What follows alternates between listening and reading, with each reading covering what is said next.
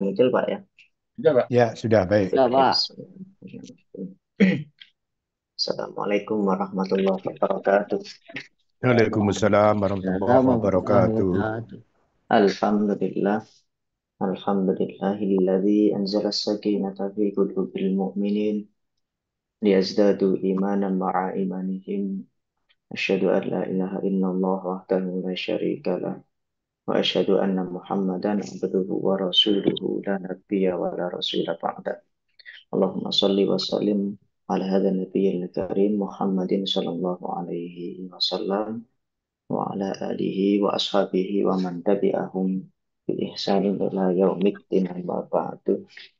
Fa ya ibadallah musi nafsi wa iyyakum bi taqwallah wa ta'atihi faqad faza muttaqun wa la tamutunna illa wa antum muslimun. Wa qala Allah ta'ala fi kitabihil karim ya ayyuhalladzina amanu taqullaha haqqa tuqatihi wa la tamutunna illa wa antum muslimun. Baik Bapak Ibu jamaah kajian muskaf yang dirahmati Allah dimanapun berada ya. Semoga kita semuanya senantiasa dalam keadaan yang sehat jasmani rohani kita. Jadi tema yang akan kita kaji hari ini sebenarnya ayat-ayat atau tema yang sejatinya ini kita pelajari seumur hidup ya. Kita pelajari seumur hidup. Mungkin kita hidup dulu ketika saat ini di zamannya era-era anak-anak cucu-cucu yang tentunya berbeda dengan zaman kita ketika kita dalam posisi yang sama. Karena ini sejatinya menuntun kita dan menuntut kita untuk terus belajar bagaimana uh, bahtera atau kapal-kapal kita ini agar apa namanya senantiasa mendapat keberkahan ya. Meskipun dalam dinamika perkembangan zaman yang sungguh luar biasa ya. Sebagaimana tadi yang sempat diulas oleh Pak Aher tadi. Jadi memang ayat-ayat yang kita bahas ya sebenarnya ya sejatinya bukan hanya untuk pasangan yang baru menikah saja. Atau kalau kita jumpa itu di surat apa itu Ar-Rum ya, surat ke-30 ya. Ar-Rum surat ke-30. Ayat yang 21 itu ya. Ini yang tilawah ini siapa? Saya acak saja, Pak. Atau ada absennya. Baik. Yang Eh, belum, yang mungkin belum. jadi nanti fokus kita itu nanti ada di karena dari Arum nanti kita turunkan ayatnya. Eh, nanti ada di surat Al-A'raf. Pertama tadi Arum ya, maaf ya. Arum ayat 21 lalu diturunkan ke Al-A'raf ayat 96, lalu kemudian An-Nahl ayat 97, lalu kemudian surat Toha 124. Jadi ada empat. Yang pertama tadi Ar-Rum ayat 21, terus kemudian surat Al-A'raf ayat 96. Kalau Ar-Rum apa namanya? Surat Ar-Rum tadi itu ada di juz 21 ya. Kalau yang di Al-A'raf ini ayat 96 ada di juz 9 halaman kedua. Lalu kemudian surat An-Nahl surat ke-16 ayatnya nomor 97. Terus yang terakhir surat Toha ayat 124. Baik, ini yang nunjuk dari saya atau dari siapa nih Pak? Boleh dan saya mungkin tapi Bapak Ah, ah, bilangnya enggak biar lebih afdol. gimana? Oh, saya Tampil tampilkan. Oh tampilkan iya, boleh. eh, Ah, nanti saya tampilkan surat Ar-Rum. Nah, surat Ar-Rum ayat 21. Saya tampilkan sama terjemahnya saja. ya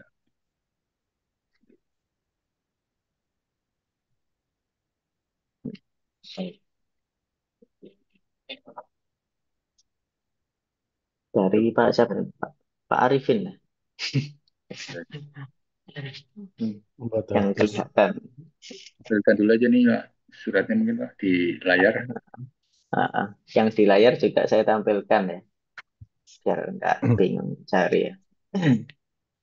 Surat Ar-Rum ayat 21. Halaman 404. Iya, ke juz Sesuai 20 400-an lebih. 404. Ya, Harum 21. 21. 9. 30. 20. 25. 21. Wa min ayatihi. Nggih, Betul, Ustaz. min ayat ini. A'udzu billahi minasyaitonir rajim. Wa min ayatihi an khalaqalakum min anfusikum azwajan litaskunu ilaiha wa ja'ala bainakum mawaddatan wa rahmah. Inna fi dzalika laayatin liqaumin yatafakkarun. Shadaqallahul azim. Terjemahnya saya bacakan saja ya. Wa min ayatihi, dan di antara tanda-tanda kebesarannya, an khalaqalakum min anfusikum azwaja, adalah dia, yaitu Allah, menciptakan pasangan-pasangan untukmu dari jenismu sendiri, yaitu dari jenis manusia, litaskunu ilaiha, agar kamu cenderung dan merasa tentram kepadanya.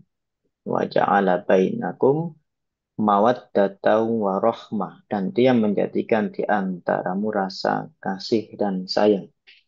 Inna fi dzalika laayatil liqaumin yatafakkarun.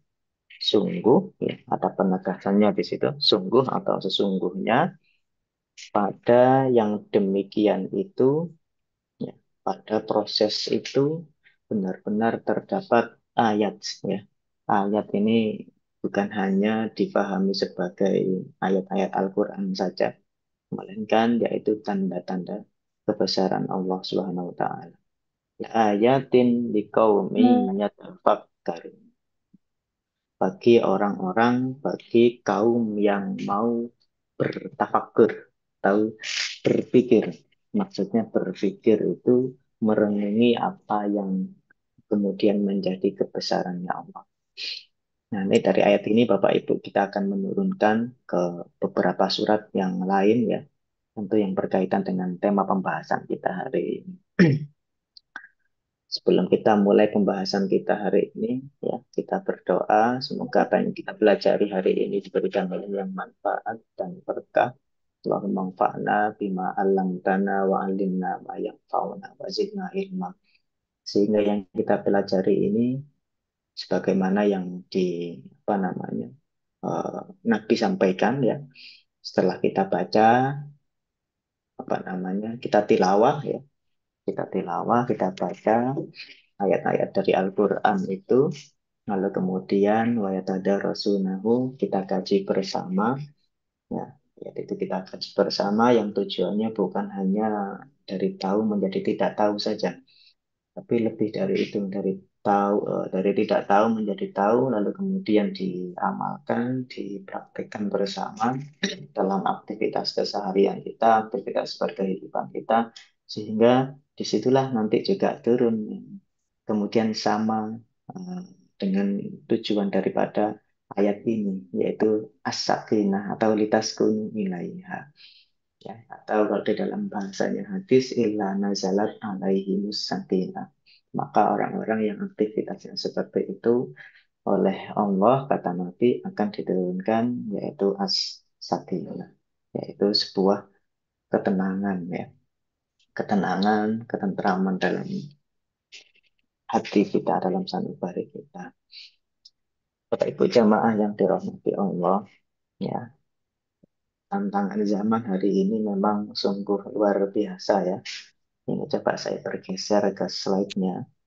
Ya, tantangan zaman yang katanya modern ya, atau kalau dalam bahasanya orang-orang sosiologi itu di era post-truth ya. Nah, karena zaman modern seperti ini memang sungguh luar biasa. Di situ saya tampilkan bagaimana tadi yang sempat diulas oleh Pak Aher sebenarnya, setan gepeng efek ya. Nah, ini sungguh luar biasa. Setan gepeng efek. Kalau saya menyebut itu memang setan gepeng ya. Jadi bentuk yang kalau saya boleh menyebut itu setan yang lebih kekinian ya memang ini ya. Memang kalau Al-Quran berbicara inna syaitana lil insan ini aduh mungkin setan itu adalah musuh yang nyata, mungkin bentuknya yang lebih nyata lagi dan yang lebih dekat dengan interaksi kita, anak-anak kita, anak cucu kita, yaitu setan gepeng efek, yang mana apa namanya yang pada mulanya setan gepeng ya atau gadget itu kan bentuk dibuat tidak lain untuk apa? Mempermudah komunikasi. Tapi nyatanya di zaman yang katanya modern ini, nah ternyata tidak demikian.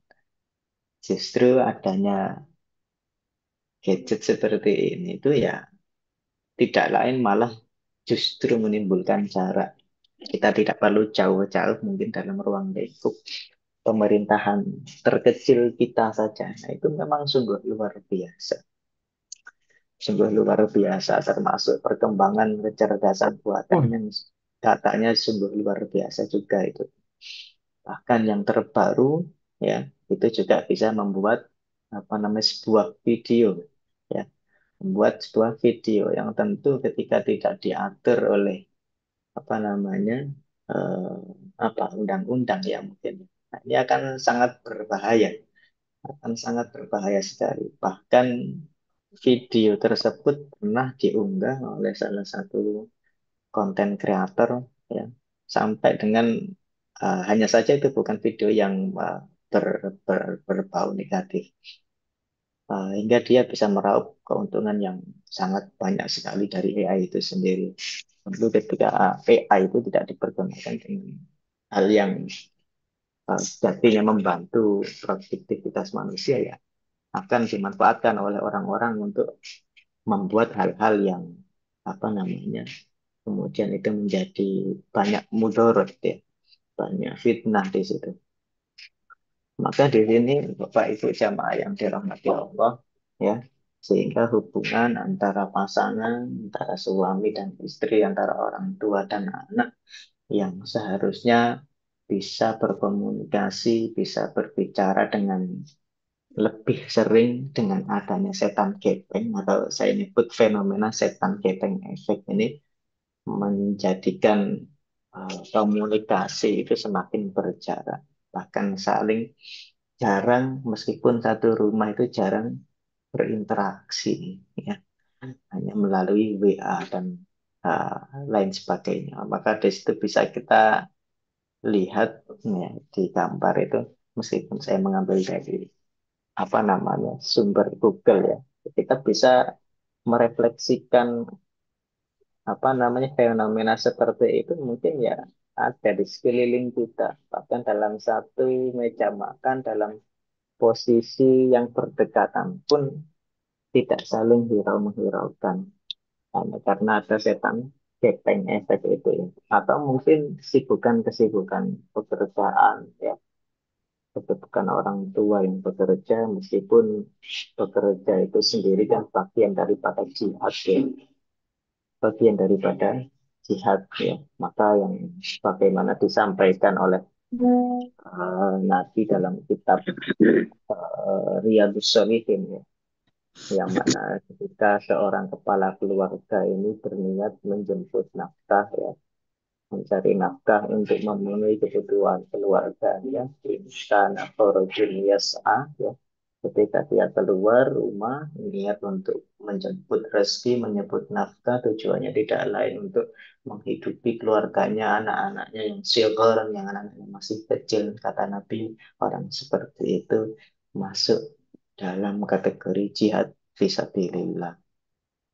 Begitu pula dalam kondisi yang berbeda ketika dia bekerjanya, ya, ketika dia niat keluar rumahnya menjemput nafkah, ya, tapi niatnya bukan untuk menghidupi keluarganya, melainkan untuk hanya kemudian ingin dipandang orang sebagai orang yang mungkin dalam tanda kutip punya jabatan tinggi atau punya apa namanya penghasilan yang luar biasa, atau tidak lagi dia bekerja hanya untuk mengumpulkan harta duniawinya saja, lalu kemudian biar dianggap oleh orang sebagai orang yang lebih dan lebih dari segala hal, sehingga yang seperti itu kemudian oleh Nabi disebut yang hanya niatnya keluar rumah ingkana kharajun yas'a, ya, yang tujuannya tidak lain wa mufakhorotan, ya, hanya ingin dipandang orang itu sebagai orang yang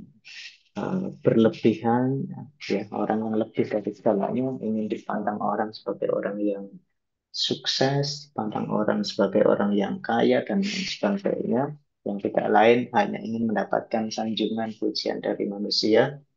Kata Nabi, orang yang seperti itu meskipun niat apa namanya kelihatannya untuk memenuhi kebutuhan keluarganya, tapi ketika niatnya tidak ditata, ya, hanya untuk beribadah kepada Allah, maka di situ kata Nabi bahwa fisabilis syaitan, yang awalnya kegiatan itu adalah termasuk bagian dari jihad, ya, tapi kemudian itu bukan lagi jihad di jalan Allah, tapi fisabilis syaitan.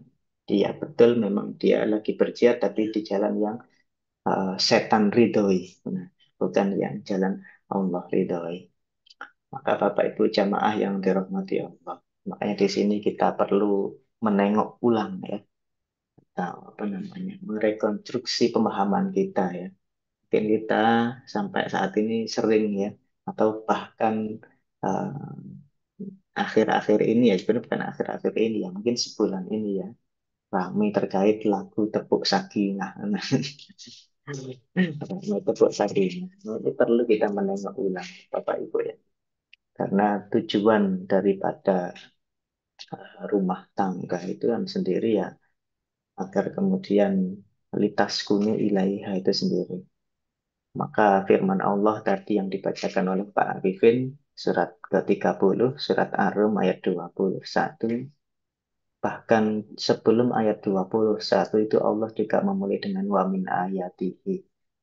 Dan ayat 21 ini Allah juga memulai dengan wa min ayatihi. Ya. Wa min ayatihi an khalaqalakum min anfusikum azwajan.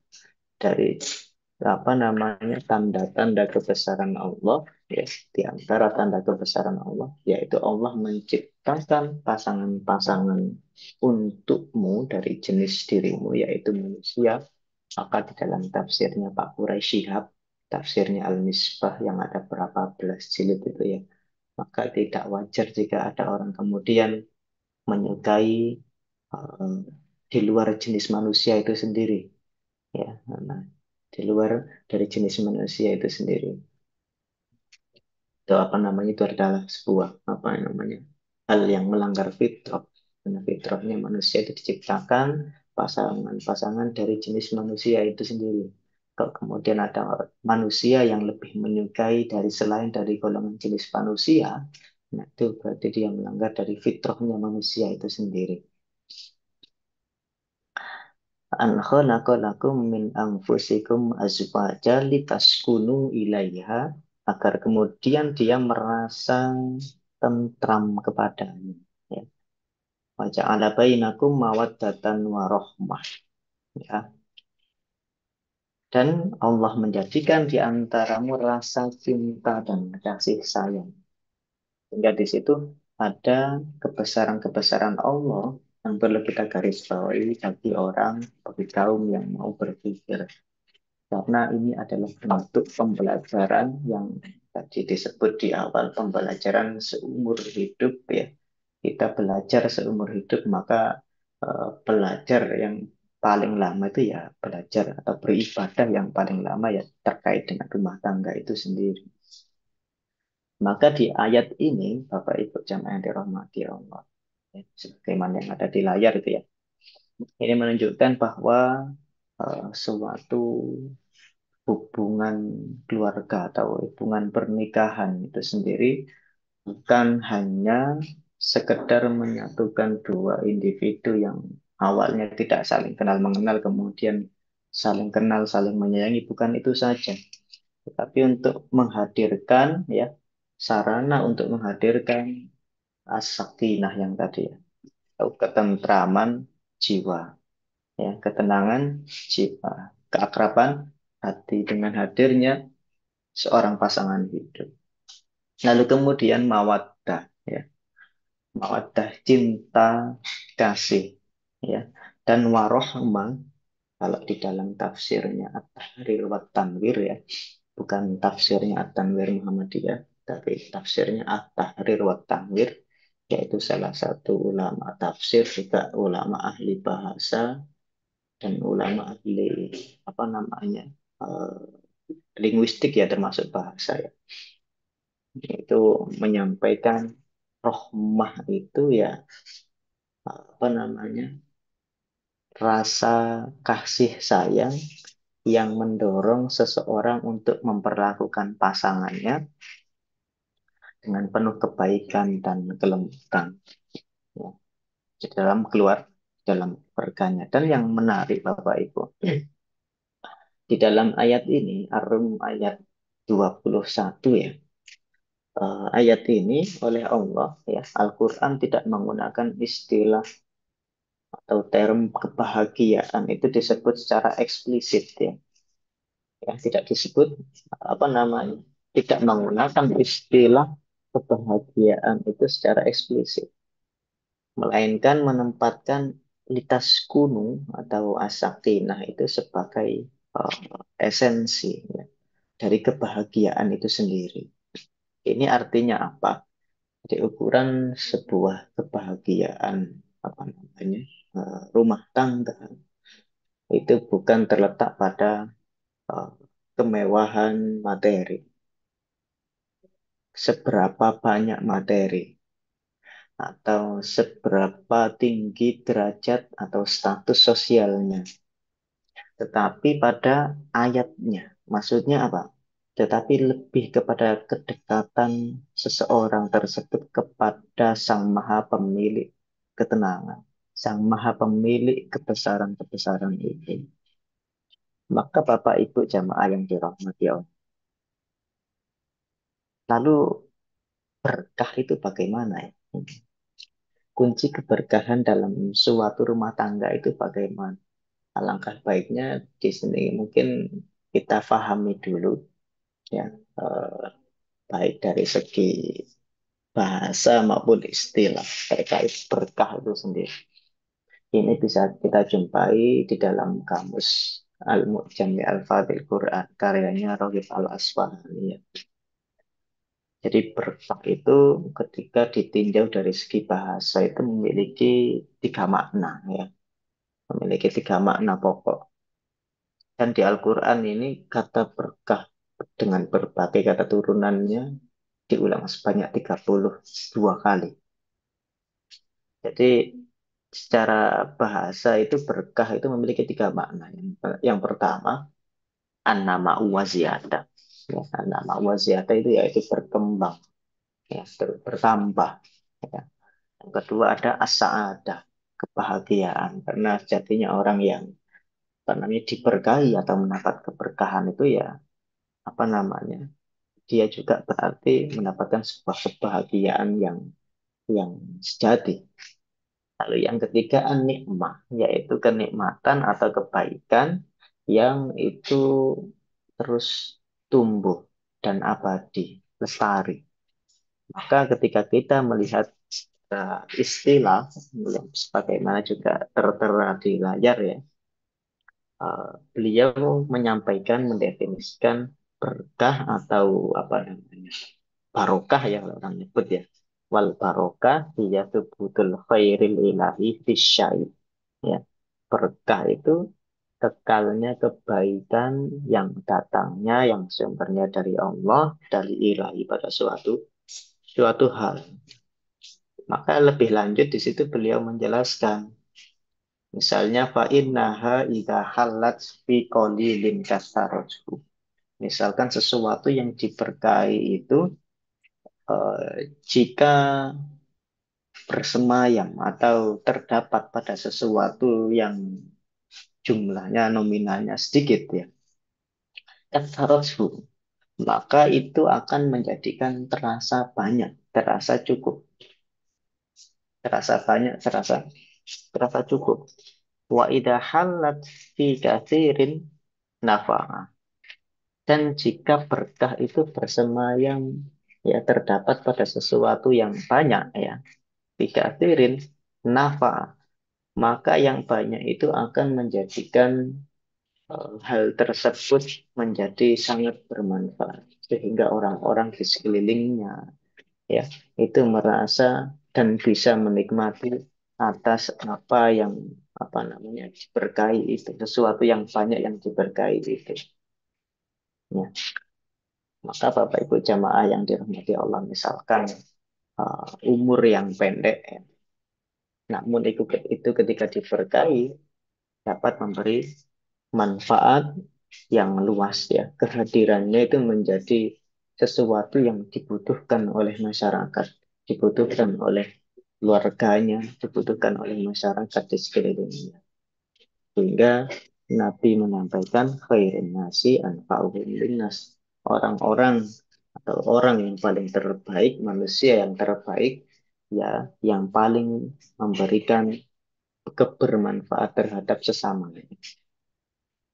Begitu pula sebaliknya tadi ya, sesuatu yang banyak tapi tidak berkah ya, ya tidak tapi tidak diberkahi ya, itu seringkali tidak membawa banyak manfaat, tidak membawa manfaat dan bahkan bisa menjadi sumber-sumber kesusahan, sumber-sumber eh, kemudorotan. Kita bisa melihat mungkin di sekeliling kita atau di media sosial yang sejatinya orang itu sudah diberikan karunia anugerah yang sangat banyak, tapi kemudian kenapa kok masih bisa uh, mencicipi apa namanya hak yang bukan haknya atau apa namanya korupsi ya. Padahal dari segi kemampuan ekonominya sudah lebih dari kata cukup, tapi kemudian itulah yang membuatnya terus ingin mendapatkan hal yang banyak, tapi dengan hal yang banyak itu ternyata uh, mendapatkannya dengan cara yang tidak Allah sukai. Sehingga nanti ada hubungannya dengan poin, dengan kunci ketika sebuah rumah tangga, suatu rumah tangga itu ingin diberkahi dalam kehidupannya. Oleh karena itu, Bapak Ibu, keberkahan itu memang apa namanya adalah kualitas kebaikan yang sumbernya itu dari ridho dan karunia-Nya Allah, bukan semata-mata hasil kerja keras manusia. Kerja keras manusia ketika apa namanya hal tersebut, hal yang dilakukan itu menjadi hal yang tidak disukai oleh Allah, cara mendapatkannya meskipun dia bekerja keras untuk keluarganya tapi dengan cara yang tidak disukai oleh Allah, dengan cara melanggar syariat yang sudah Allah tentukan, maka keberkahan tidak ada di situ. Maka salah satu pertanyaan yang mungkin uh, seringkali muncul ya, seringkali muncul dalam kehidupan berumah tangga itu adalah khususnya bagi kalangan-kalangan atau pasangan-pasangan yang sudah lama berpuluh-puluh tahun mengarungi bahtera kehidupan bersama. Itu adalah bagaimana agar rumah tangga yang telah berjalan bertahun-tahun, berpuluh-puluh tahun itu tetap dipenuhi dengan keberkahan itu sendiri. Sehingga pertanyaan yang seperti ini sudah seharusnya menjadi sebuah otokritik bagi kita semua. Jadi menjadi sebuah bahan muhasabah. Ya. bahan musahajabah, bahan otokritik. Sebab apa? Tidak sedikit pasangan yang secara dohirnya, secara fisik, penampilannya, kelihatannya itu tampak berkecukupan, tampak mapan, ya. Namun ternyata secara batinnya, ya, secara yang tidak terlihat, ya, itu justru merasakan kepeningan, ya, kehampaan, jenuh, ya, atau bahkan kehilangan pedoman-pedoman hidupnya. Padahal apa? Sejatinya keberkahan eh, dalam rumah tangga itu tidak diukur dari berapa lamanya usia pernikahan atau banyaknya harta yang sudah dikumpulkan bertahun-tahun, berpuluh-puluh tahun. Melainkan apa? Dari sejauh mana nilai keimanan dan nilai ketakwaan itu menjadi fondasi, menjadi dasar dalam mengarungi bahtera rumah tangganya, dalam mengarungi kehidupan bersama. Untuk itu, di sini apa namanya ada dua kunci. Setidaknya ada dua tolak ukur yang kita dapat, yang kemudian kita bisa jadikan sebuah parameter atau tolak ukur rumah tangga yang diberkahi itu sendiri. Dan tentu kunci yang pertama yang menjadi fondasi bagi seluruh aspek kehidupan rumah tangga, ya, yang paling penting tidak lain adalah senantiasa menanamkan nilai takwa dalam rumah tangga itu sendiri. Sebagaimana yang Allah sampaikan, ya, itu ada di Quran surat 90, apa namanya, Quran surat ke-7 ayat 96, surat Al-A'raf, yang kemudian ketika orang itu berhasil membangun rumah tangganya, ya, dengan berlandaskan keimanan dan ketakwaan, maka itu nanti akan menjadikan rumah tangga tersebut menjadi rumah tangga yang hayah thayyibah, sebagaimana digambarkan oleh Allah dalam Quran ke-16, surat ke-16 An-Nahl ayat 97. Bapak Ibu jamaah yang dirahmati Allah. Jadi poin pertama, menanamkan nilai-nilai ketakwaan itu sendiri dalam rumah tangga. Ini adalah syarat yang tidak mungkin tidak kita bisa hindari. Syarat yang paling fundamental, syarat utama agar sebuah rumah tangga itu dipenuhi dengan keberkahan adalah syaratnya sebagaimana yang Allah sampaikan dalam Quran surat Al-A'raf ayat 96.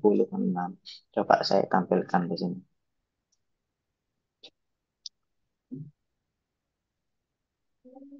Walau anna ahlal qura. Belum muncul Pak Ustadz. Ini masih depan Oh, belum. ya, di layarnya masih, Oh, belum. mungkin di reset lagi Pak Ustadz. Kayaknya Oh, iya, nge-freeze ya, itu ya. hmm, Coba saya matikan dulu.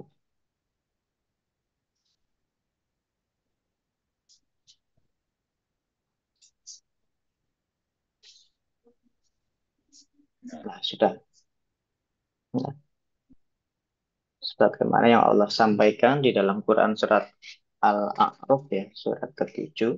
Walau anna ahlan qura amanu wattaqaw lafatahna alaihim barakatin minas sama'i wal ardi walakin kadzabu fa'akhadnahum bima kanu yaksibun. Ketika sebuah pemerintahan atau unit pemerintahan yang paling kecil, yaitu keluarga, ya, atau rumah tangga itu sendiri, ketika penghuni-penghuninya itu, ya, menanamkan nilai-nilai aman wa taqau, ya, beriman dan bertakwa, keimanan dan ketakwaan, maka kata Allah la fatahna alaihim. Di situ Allah menggunakan, yaitu salah satu bentuk huruf penegasan, ya, huruf takkid, yaitu huruf lam, la fatahna alaihim, maka pasti, ya, maka sungguh akan kami limpahkan kepada mereka, yaitu mereka siapa?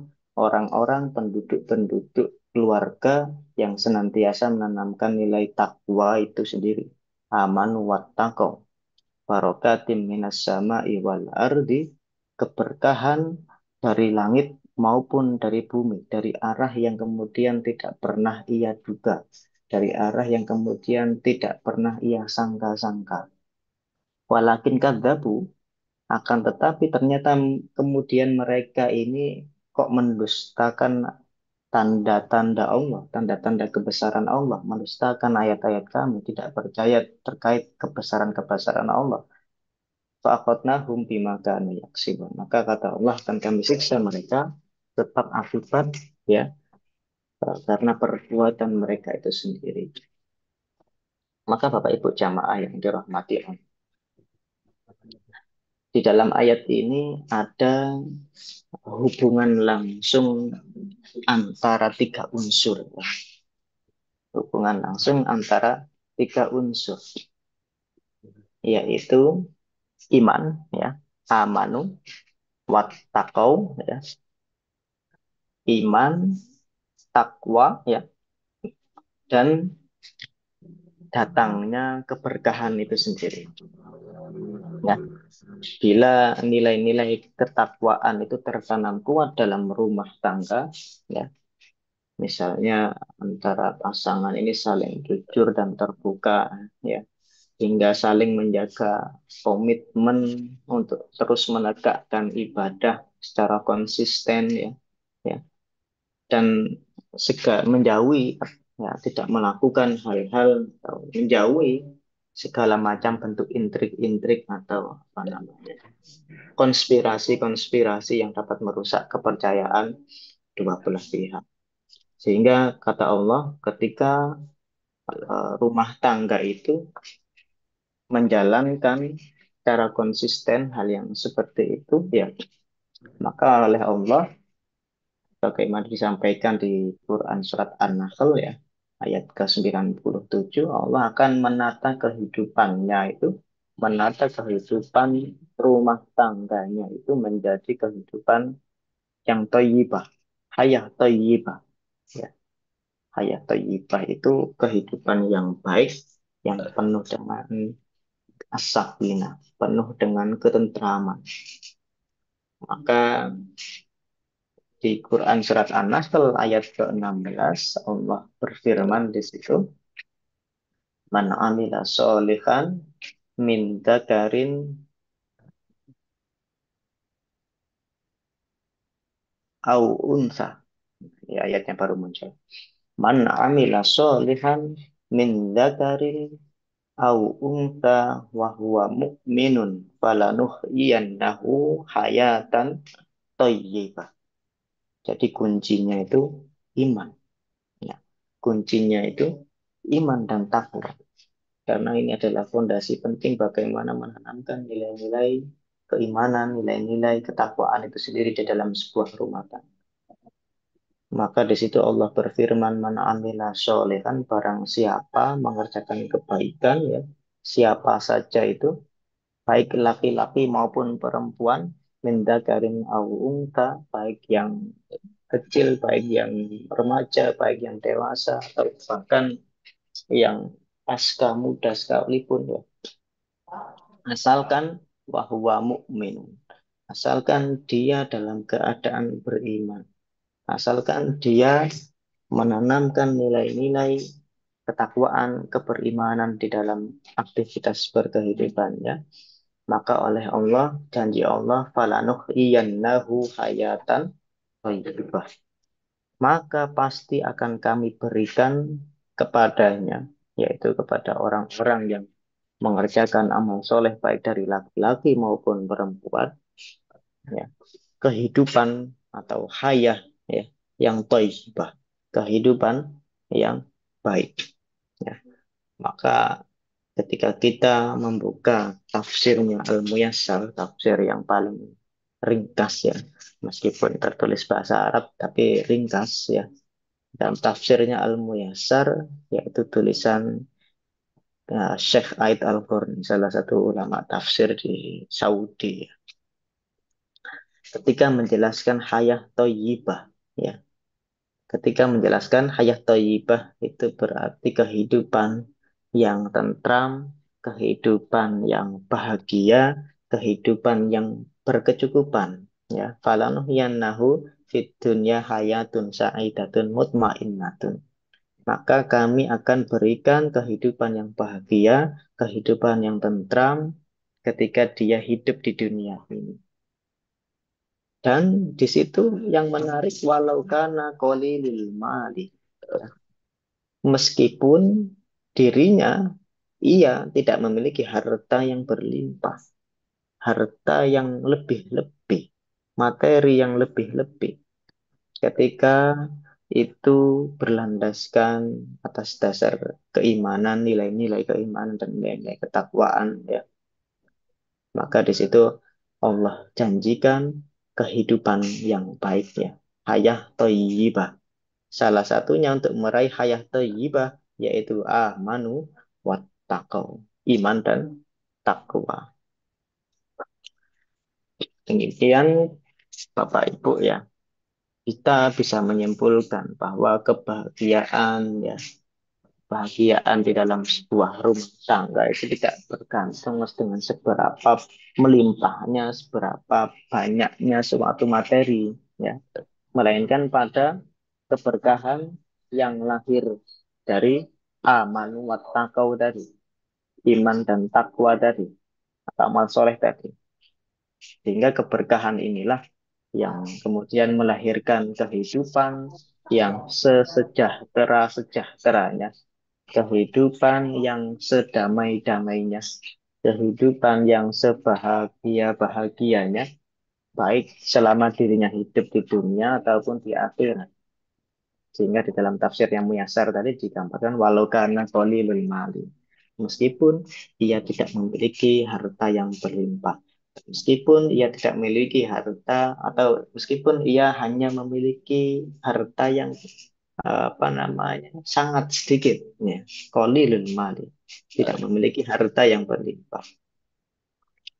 Misalkan apa namanya ada pasangan suami istri yang dia selalu menjaga nilai-nilai takwa dan keimanan itu sendiri, ya. Tentu ia akan sadar secara sadar tidak akan mungkin menghalalkan segala cara untuk mencari penghasilan yang sebanyak-banyaknya. Ya, tidak menghalalkan segala cara yang ia mau ia tempuh untuk mengumpulkan sebanyak-banyaknya, untuk mengumpulkan pemasukan penghasilan yang sebanyak-banyaknya. Nah, meskipun mohon maaf, ya, penghasilan suami itu sangat terbilang sederhana sekali, tapi ia berani memastikan bahwa apa namanya penghasilan atau nafkah, ya, atau rezeki yang didapatkannya itu benar-benar dari cara yang halal, ya.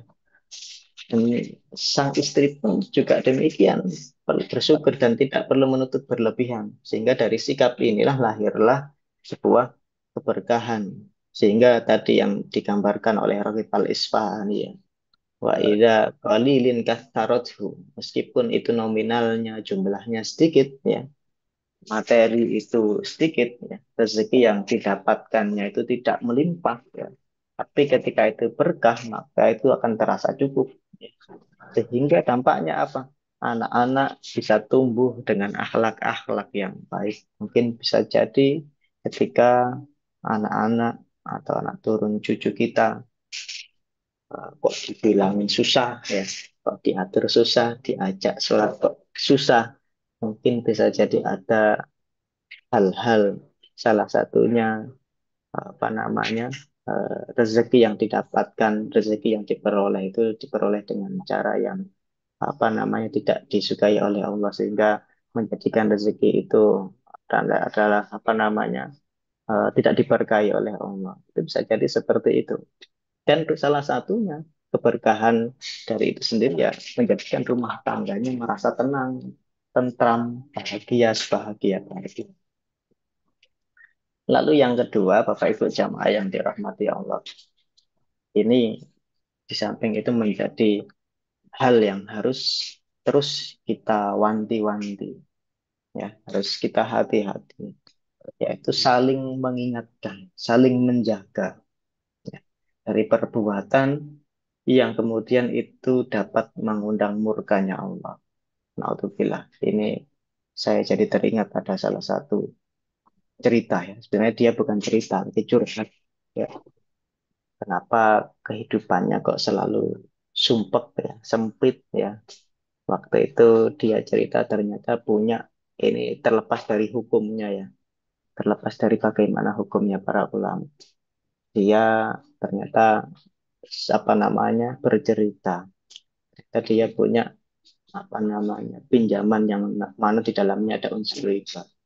Sehingga di situ nanti sebagaimana dijelaskan oleh tafsirnya Ibnu Katsir ya, ketika sebuah rumah tangga itu menjauh dari nilai-nilai yang tadi yang disebutkan di poin pertama, nilai keimanan, ketakwaan, ya, nilai syariat, ya, maka di dalamnya akan kehilangan keberkahan ya, dalam kehidupannya, ya, dan ketenangan sakinah, ya, atau ketenangan batinnya itu juga akan menghilang meskipun dalam tanda kutip ya lahiriahnya, dohirnya ya, atau tampaknya atau kelihatannya rumah tangganya itu terlihat uh, sejahtera ya, terlihat berkecukupan, terlihat kemanapun ia pergi, apapun yang ia mau selalu keturutan semuanya. Maka dalam hal ini tafsir Ibnu Katsir ini insya Allah ada terjemahannya sudah ya. Ketika menjelaskan Quran surat Toha, Quran surat Toha surat ke-20 ayat 124.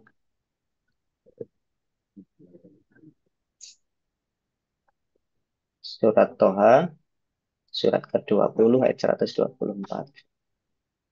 Fa inna lahu ma'isyatan dongka. Fa inna lahu ma'isyatan dongka.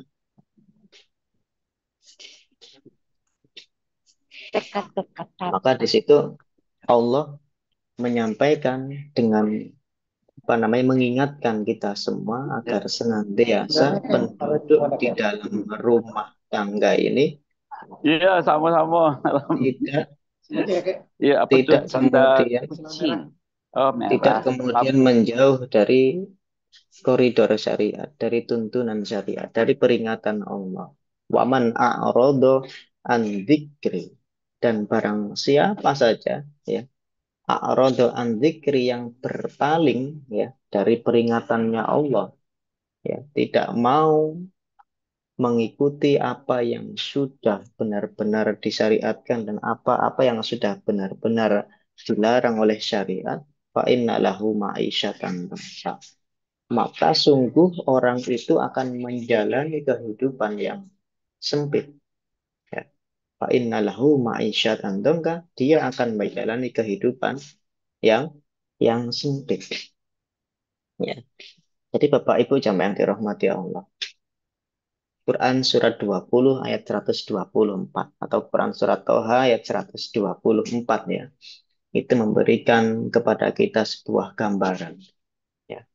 Gambaran yang sangat jelas bahwa penduduk keluarga ya, anggota keluarga yang menjauh dari tuntunan Allah, tuntunan syariat Allah itu akan berdampak pada kesempitan dalam menjalani kehidupan, baik kesempitan secara spiritual maupun psikologisnya. Dan ini memang benar-benar nyata, bisa kita rasakan sendiri.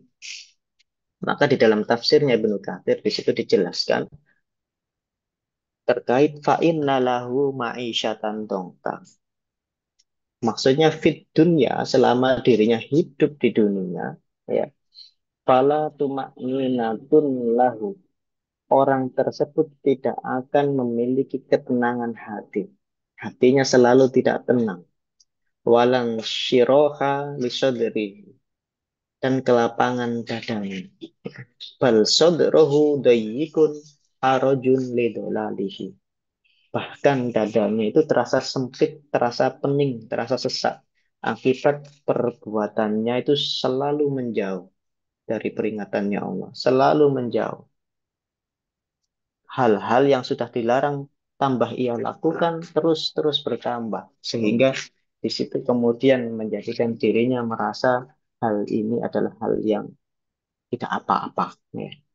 Makanya ketika apa namanya Allah menyebut karakter orang-orang munafik ya, karakter orang-orang munafik sebagaimana Allah sampaikan di dalam Quran surat Al-Baqarah Ya, Quran surat Al-Baqarah ayatnya ayat ke-12. Allah menggunakan redaksi, coba saya coret dulu ya. Ayat ke-12. Allah menggunakan redaksi walakil la yash'urun. Tidak menggunakan walakil la ya'lamun. Ya. Karena sejatinya ketika itu sudah menjadi sebuah kebiasaan ya, sudah menjadi sebuah habit ya, itu akan membuat orang secara langsung tidak sadar ternyata yang sudah dilakukan itu apa namanya sudah mereka anggap adalah hal yang biasa ya. Maka ini digambarkan oleh Allah salah satu karakter contoh karakter orang yang munafik ketika ada orang yang menasehati ya, orang yang menasehati mengatakan jangan merusak di bumi ini, jangan melakukan perbuatan yang kemungkar di bumi ini. Justru mereka akan mengatakan saya ini adalah orang-orang yang membawa misi Islam. Saya ini justru adalah orang-orang yang muslihun, orang-orang yang memperbaiki diri. Saya ini bukan orang yang korupsi, tapi memperbaiki anggaran.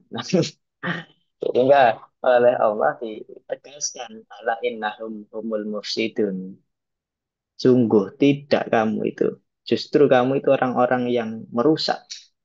Tapi saja kamu itu tidak apa namanya sadar. Maka yang digambarkan tidak sadar di sini karena sudah menjadi kebiasaan mereka, sudah menjadi habit mereka. Karena habit itu kan sebenarnya yang menciptakan dari kita sendiri. Tapi ketika habit itu lama kelamaan ya, terus terusan dilakukan ya, aktivitas itu, habit itu, kebiasaan itu, maka di situ akan membuat dirinya dibentuk oleh habit itu sendiri.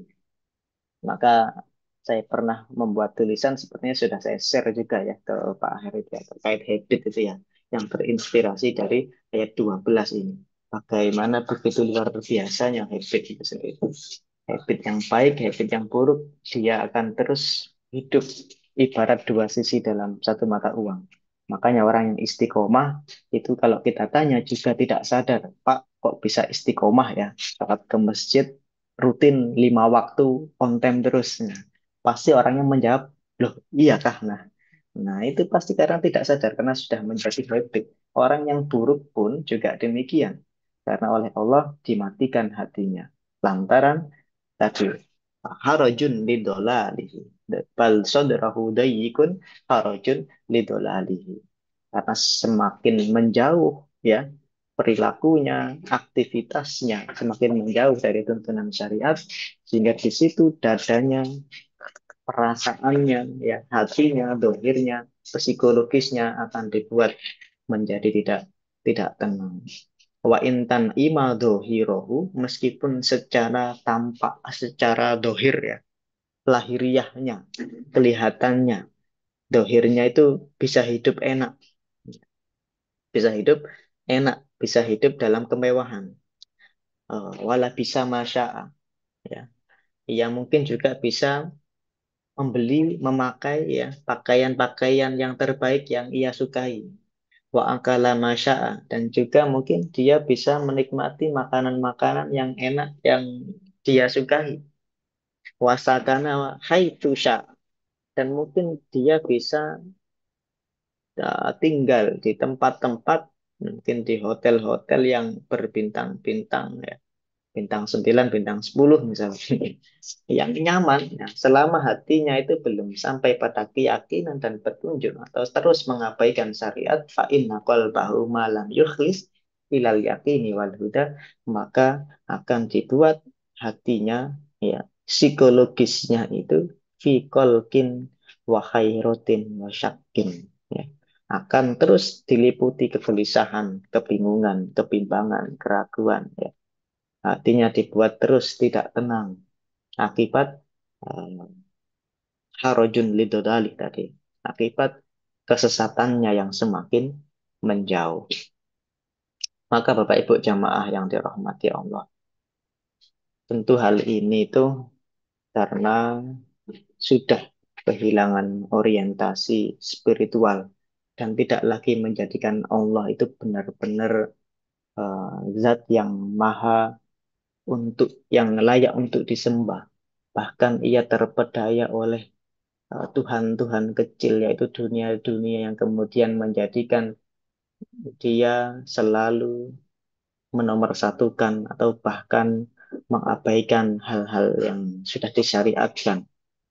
Sehingga oleh salah satu hadis yang pendek, eh, sebagaimana ada di hadisnya Imam Bukhari dan Muslim kalau tidak salah, ya, yang mencela bagaimana orang-orang yang mendewakan atau menuhankan duniawi itu sendiri. Ya, ya. Apa namanya dikatakan itu celakalah bagi hamba dinar, ya, celakalah bagi hamba dirham, celakalah bagi orang-orang yang memakai pakaian yang begitu mewah, begitu glamor. Ini maksudnya apa? Ketika orang itu menuhankan dunia di atas yang lainnya, itu Allah apa namanya Nabi sampaikan celakalah orang yang seperti itu, ya, menuhankan Tuhan selain Allah, menuhankan dunia eh, lebih tinggi daripada Allah itu sendiri. Maka Bapak Ibu jamaah yang dirahmati Allah, tentu ini menjadi otokritik, menjadi koreksi, menjadi hal yang terus kita sampaikan kepada penduduk keluarga kita, anak kita, pasangan kita, anak turun cucu kita, untuk saling nasihat menasehati. Watawasau bil haqqi, watawasau bis sabr. Ya, jangan sampai berbuat dengan perbuatan yang itu justru dapat mengundang murkanya Allah Subhanahu wa taala.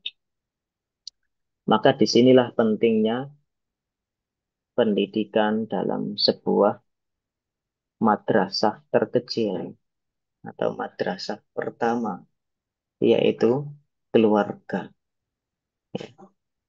Maka kalau kita melihat kata kawam, ya, ini sebenarnya apa namanya ayat yang hingga saat ini dari eranya siapa itu saya lupa itu selalu menjadi bahan apa namanya diinterpretasikan, ditafsirkan sebagai ayat-ayat yang uh, mendukung mendukung apa namanya patriarki, ya. Nah, kaum di sini kalau kita jumpai ini ada di Quran surat An-Nisa, ar-rijalu qawwamuna 'alan nisa. Ya, ar-rijalu qawwamuna 'alan nisa. Tapi konteksnya di sini, ya, perannya orang tua adalah sebagai pemimpin, ya, pelindung, ya, pengarah bagi keluarganya. Pun juga seorang istri, seorang ibu menjadi madrasah pertama bagi anak-anaknya.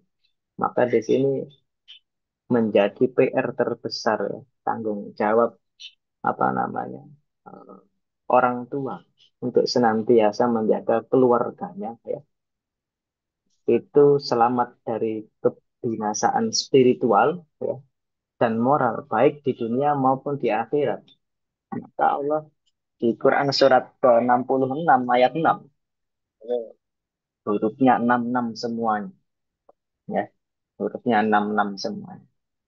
Quran surat At-Tahrim ayat 60 ayat 6 surat ke-66 itu berfirman, ya ayyuhalladzina amanu ku anfusakum wa ahlikum nar, ya, wa ahlikum nar.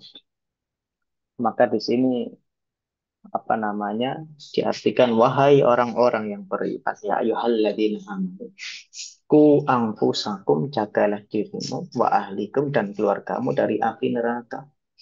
Maksudnya menjaga keluarga, ya, dari api neraka itu bagaimana, ya. Maka di sini adalah istilah neraka di dunia, ya.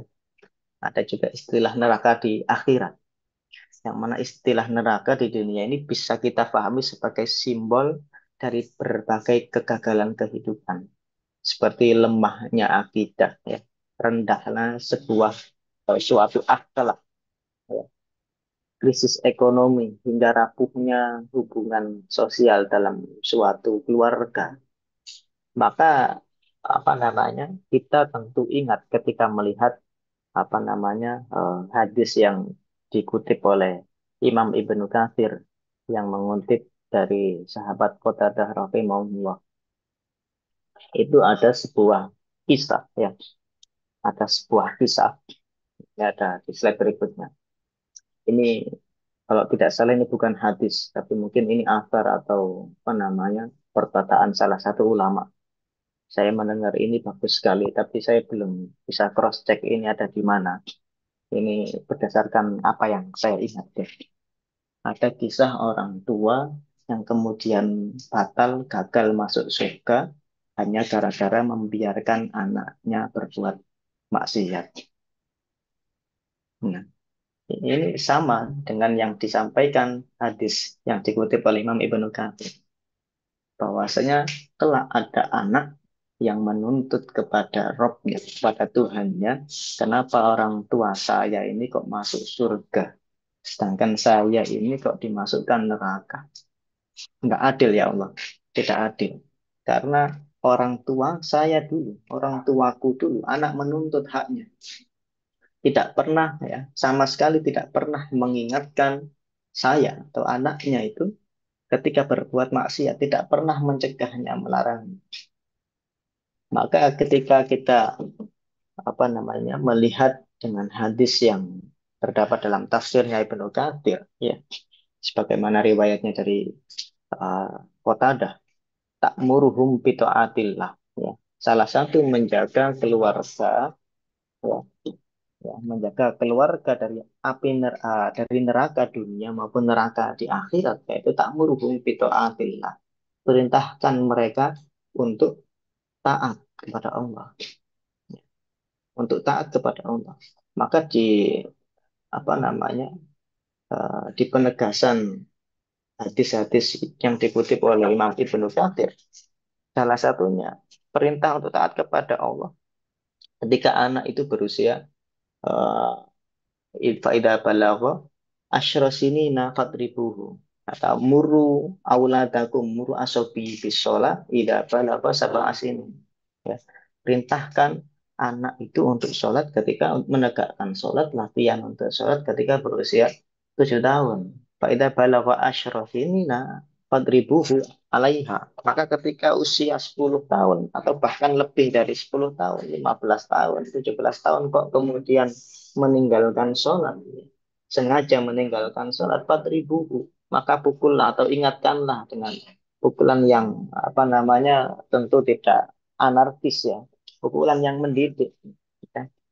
Diingatkan ini sebagai bentuk dari kita menjaga diri kita dan keluarga kita.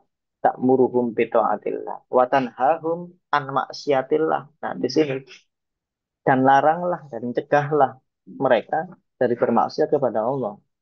Tanggung jawab kita meskipun dalam tanda kutip anak itu atau keturunan kita itu sudah kita ingatkan lalu kemudian masih tetap, tugas kita bukan hanya sekali mengingatkan saja, terus kita ingatkan. Watan hahum an maksiatillah.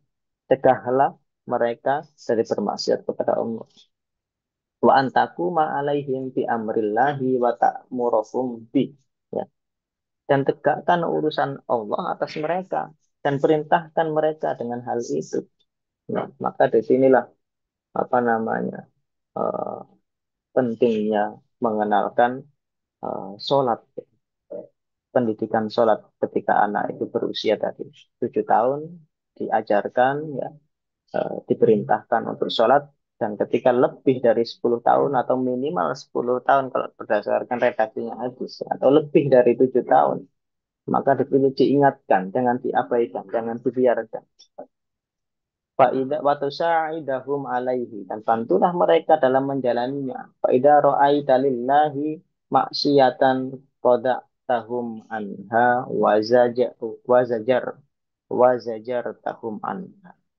Jika di kemudian hari ya kita melihat ada kemaksiatan yang dilakukan, ya, maka cegahlah mereka dan laranglah mereka darinya. Inilah adalah esensi atau maksud daripada ku anfusakum wa ahlikum nar. Jagalah atau lindungilah diri kalian sendiri, wa ahlikum dan keluargamu ya, keluarga kalian narok dari neraka, baik neraka yang ada di dunia maupun neraka yang ada di akhirat ya. Meskipun neraka di dunia itu kalau secara ini memang nggak ada, ini secara majazi saja, perumpamaan saja. Itu salah satunya apa? Rendahnya akhlak itu sendiri tadi. Maka Bapak Ibu jamaah yang dirahmati Allah, maka di saat yang sama pun juga demikian. Ketika anak itu diajarkan, dilatih untuk berpuasa juga sama. Ya.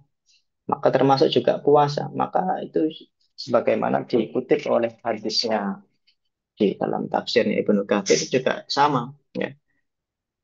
Qolal fuqaha, ini di layar tidak ada ya. Qolal fuqaha wa hakadha fi shaum ya.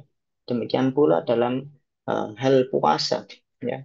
Liyakuna dzalika tamrinan lahu 'alal ibadah.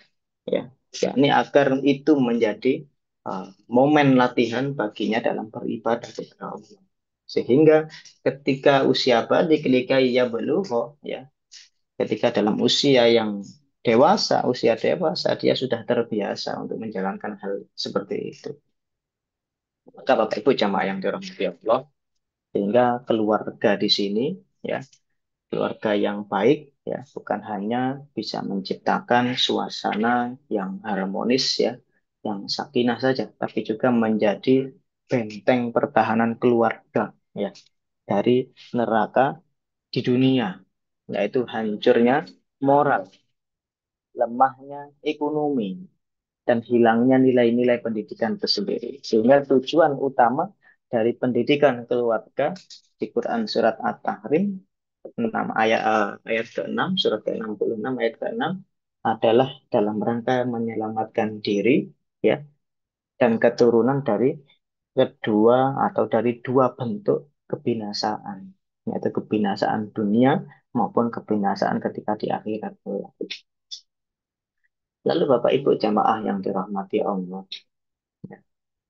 lalu bagaimana menembuskan cinta itu karena Allah, bukan cinta karena dunia. Ya. Maka di sini saya ketika membuka di dalam kitab Riyadhus Shalihin ya, ini kita jumpai pada bab fadli zuhdi fid dunya, bab keutamaan zuhud terhadap dunia. Zuhud itu kalau kita artikan bukan anti dunia, ya bukan anti dunia, tapi tidak menjadikan dunia ini kemudian menjadikan dia lalai terhadap apa namanya kewajibannya kepada Allah, tidak menjadikan dunia ini menjadi sesuatu yang membuatnya lupa ya.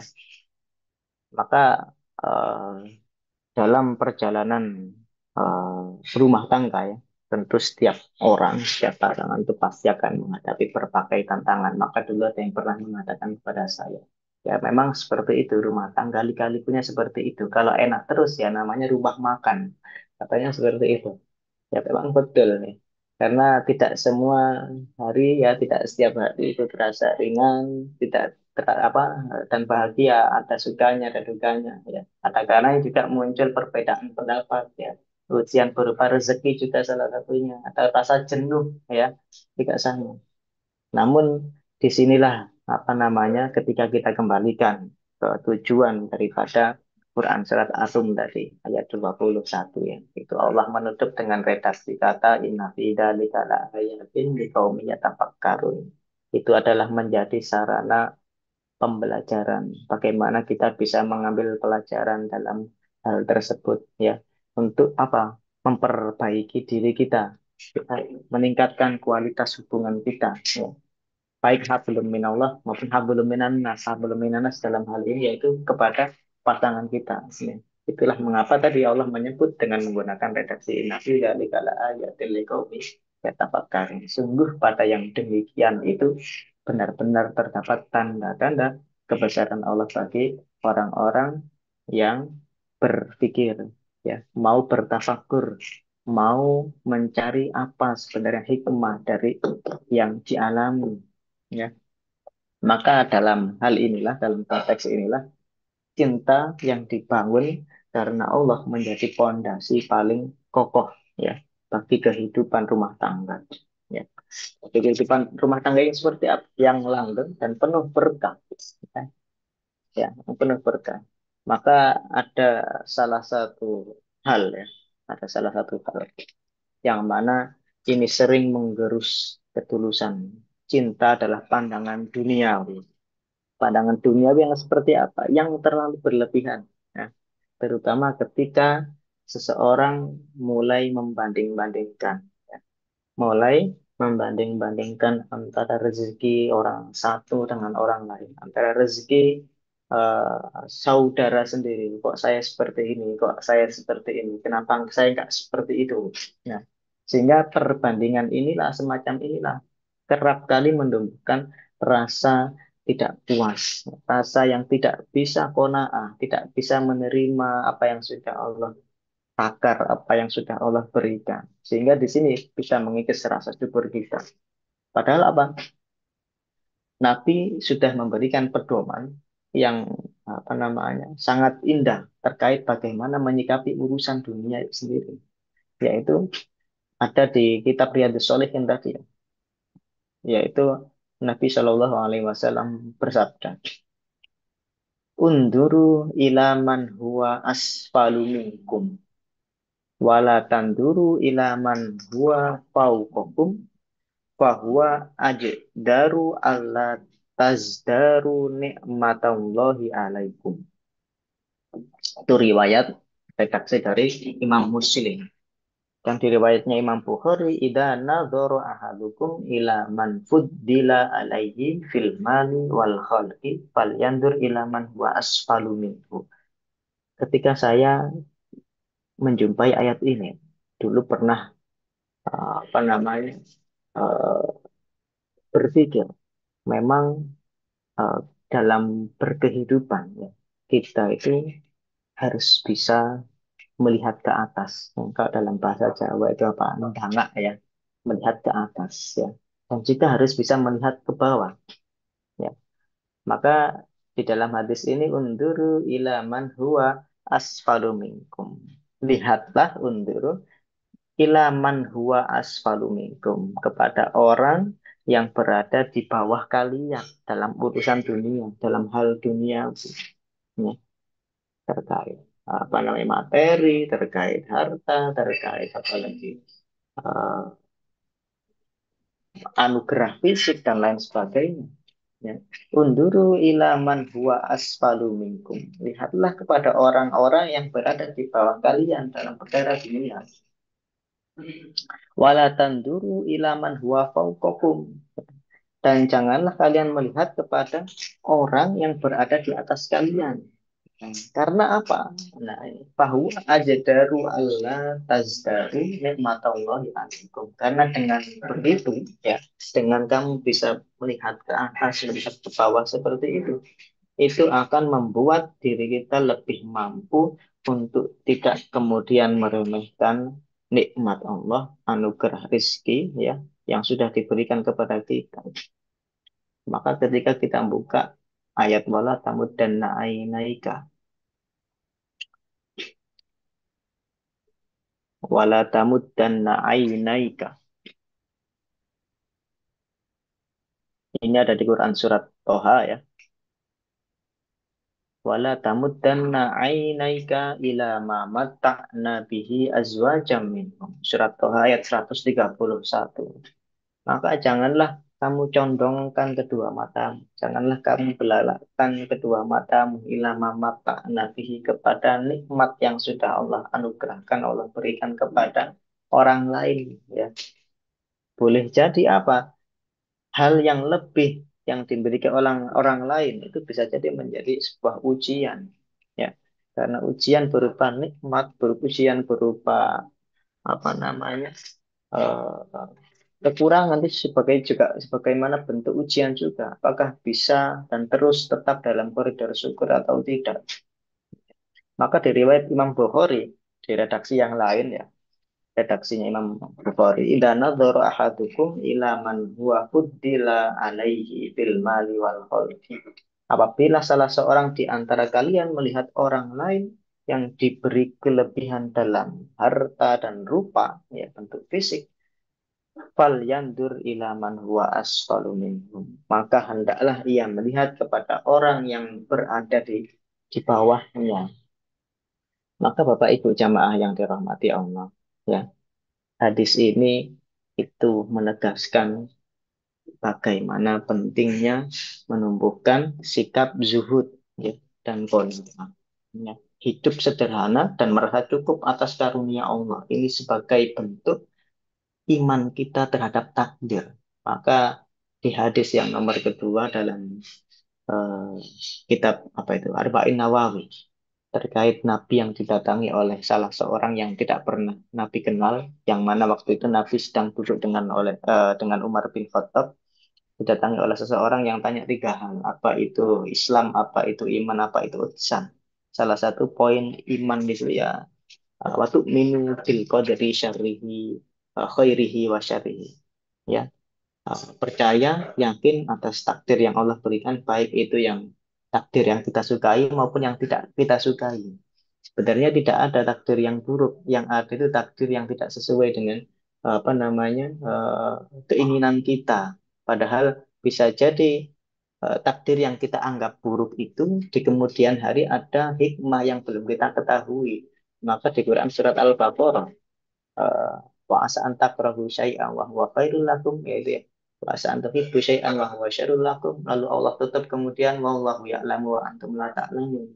Takdir yang atau apa namanya sesuatu yang tidak kamu suka itu bisa jadi nanti di kemudian hari ada kebaikan yang kemudian kita tidak tahu, ya, tidak mengetahui hal itu. Maka di situ Allah menegaskan Allah yang lebih tahu, sedangkan kita nggak tahu apa-apa.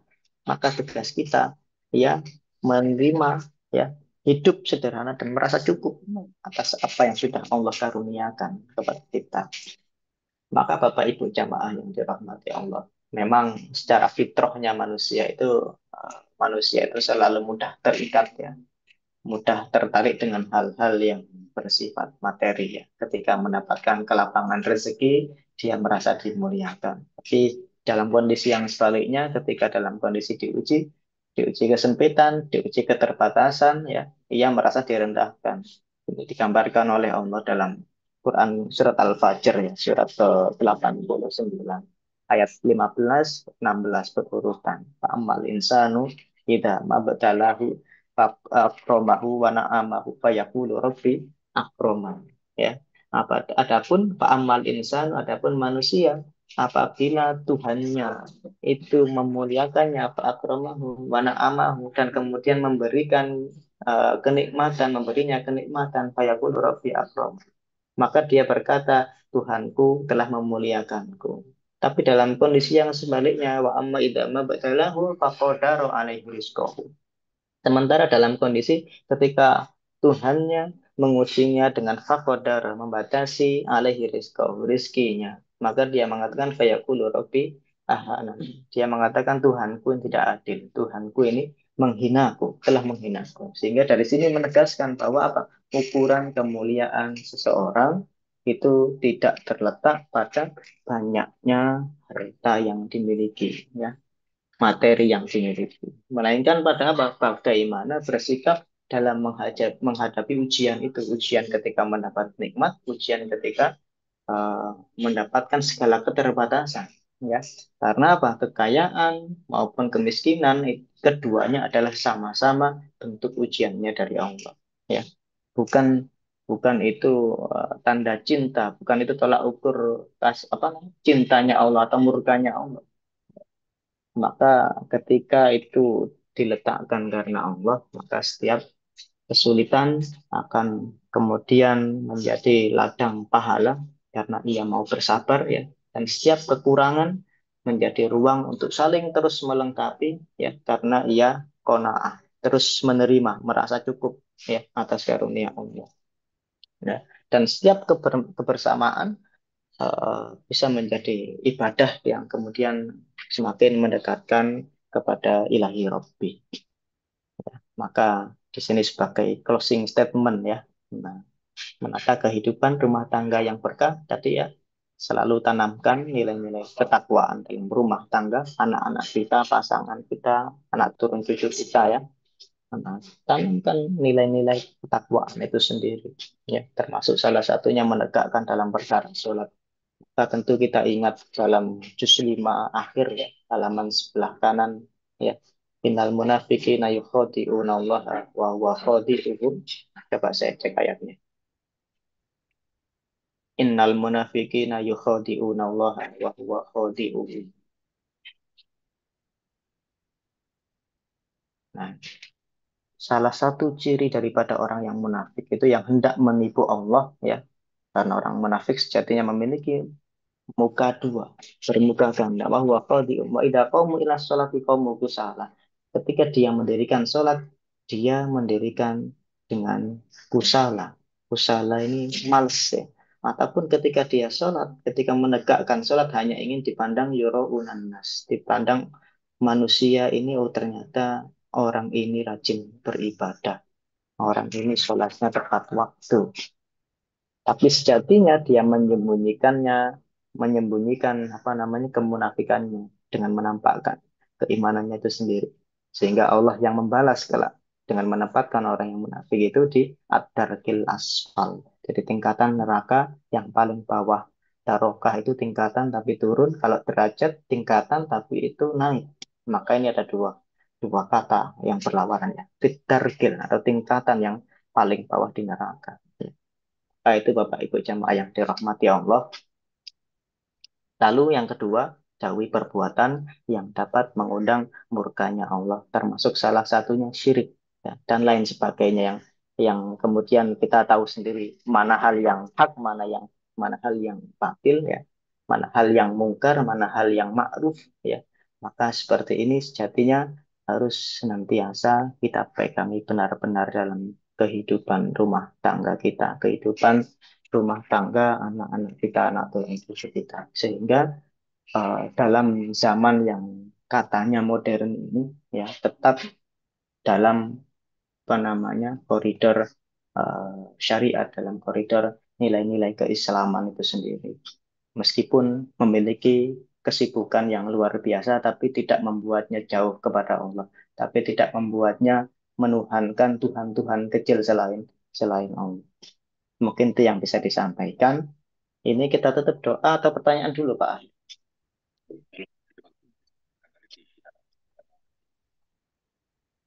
Gimana? Apabila masih ada waktu. Oh iya, barangkali ada waktu, boleh bapak-bapak atau ibu-ibu bisa nulis di kolom chat, boleh ya, atau apa menyampaikan secara langsung juga boleh.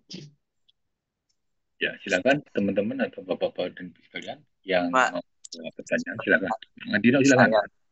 ya terima kasih. Assalamualaikum warahmatullahi wabarakatuh. Waalaikumsalam warahmatullahi wabarakatuh. Pak, ininya Pak Dino. Ya Ustadz Pak Agus, Oh. minta dibantu nanti kalau saya salah bikin kalimatnya karena Oh saya iya, tidak hafal ayatnya, bahwa ada ayat perihal ujian itu yang mengatakan bahwa ujian itu kekurangan harta maupun jiwa. Yang dimaksud kekurangan harta mungkin sebagian kita cukup jelas ya.